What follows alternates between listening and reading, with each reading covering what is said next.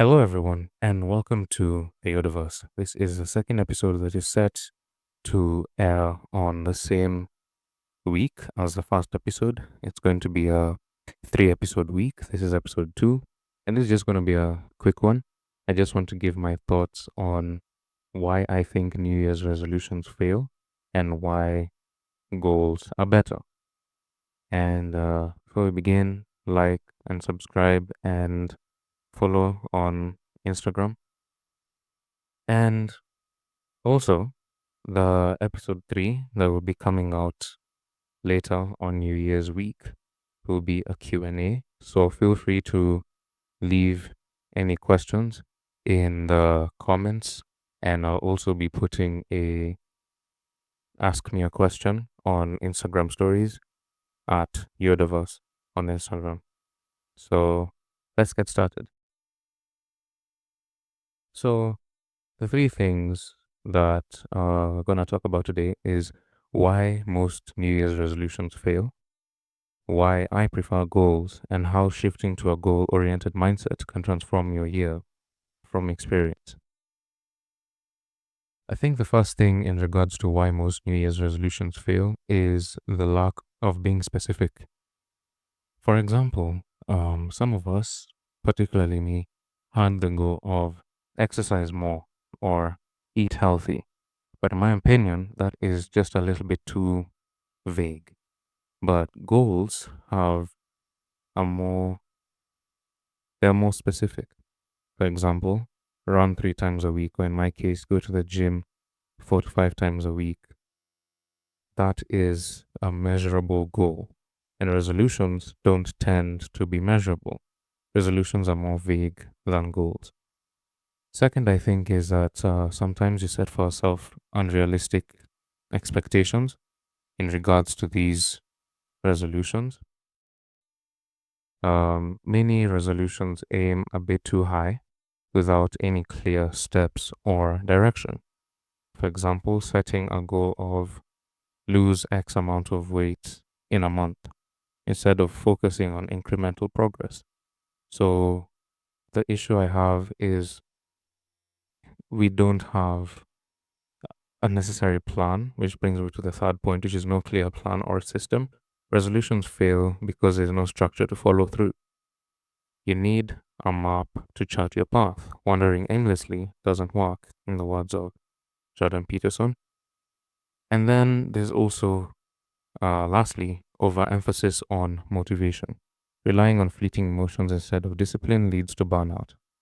Motivation is fleeting, systems are forever. If you make a plan to achieve your goals, they become goals. They're not resolutions anymore. If you make a plan, if you make it structured and you go for it, then it becomes a discipline in which you can pursue your goals with. So, why do I prefer goals? Goals are actionable and measurable. Unlike resolutions, goals have clear metrics for success. For example, personal example at least, instead of saying I'll create more art, I set a goal to design a certain amount of artwork per day or per week. Second is goals build habits. Focusing on small, consistent actions leads to bigger changes over time.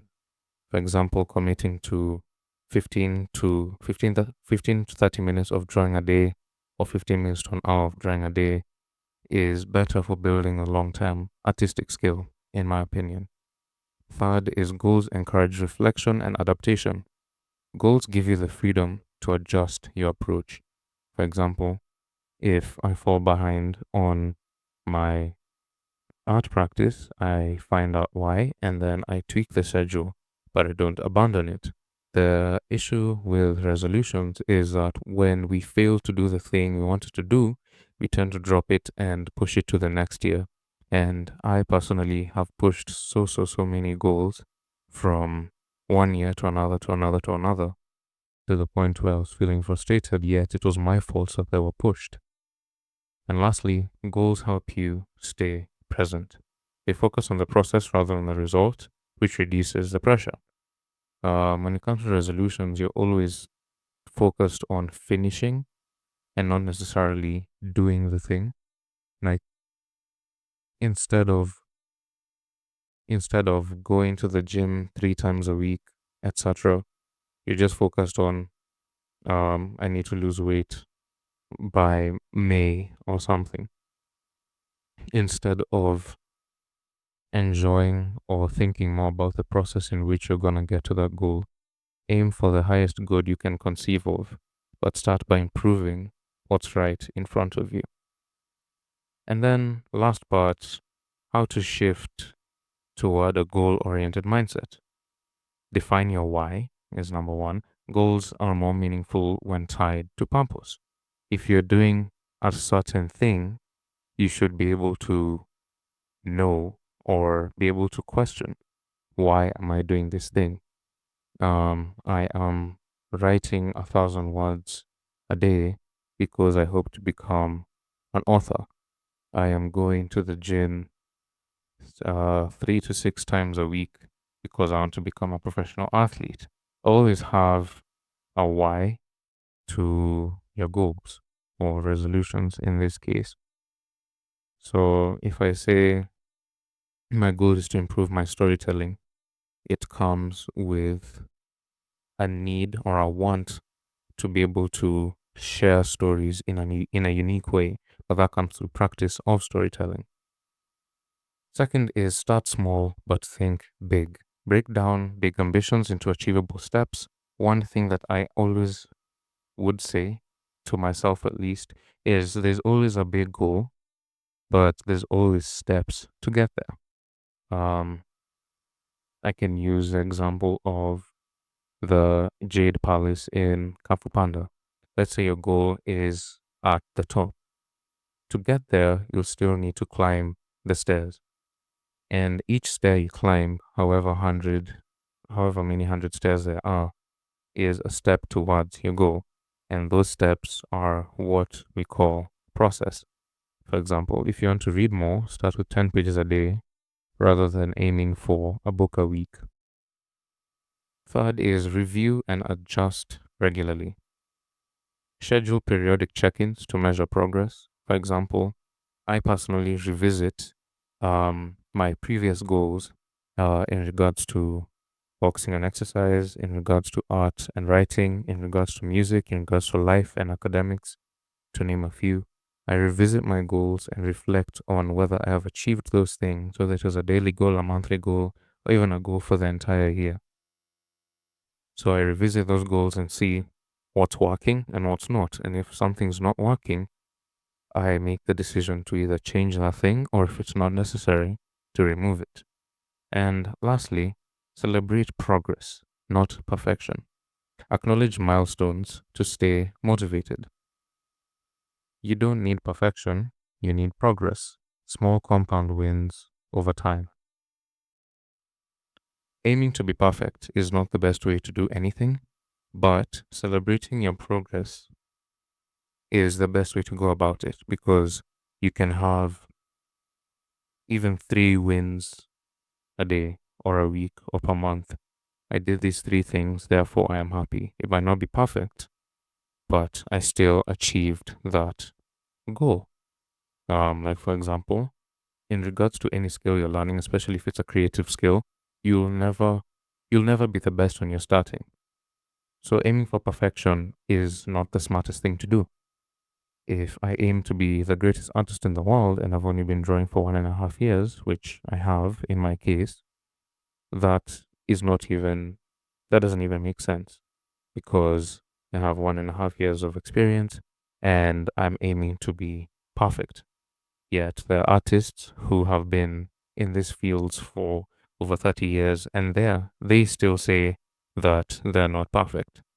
So take a step back and look back on what you have done and celebrate the small wins or big wins that you've had in regards to your goals. To recap on the 3 main points, resolutions fail because they're vague or lack structure. And giving them structure and removing how vague they are turns them into goals. Goals succeed because they're actionable and adaptable. Start small, stay consistent, and reflect often. So, as we get into 2025, learn to set more goals or turn your resolutions into goals. You can give yourself deadlines if you want, but don't give yourself the pressure of completing everything or doing it perfect. Enjoy the process, enjoy the journey, and maximize on the potential and time that you have, especially when it comes to building a skill. And as 2025 continues, it'll be interesting to see what kind of goals people have set for themselves. And also, it'll be interesting to hear if there were any resolutions that you had last year, or in this case, goals that you had to complete last year that you did complete, and how well did you complete it? It might not have been perfect, but maybe you did complete it. It'll be interesting to hear what those goals were. But as of now, that's it from me. It has been good. I think the new angle with this podcast in regards to just speaking my mind will allow me to possibly, it's not a promise, but possibly even release 3 to 4 episodes a week because I'm just speaking into a microphone. There's no script. I just think of a topic, maybe write a point or two, and just speak my mind. And just a reminder, not next week, the next episode is going to be a Q&A. And by the time this is up, I would have already gathered a few questions for the Q&A.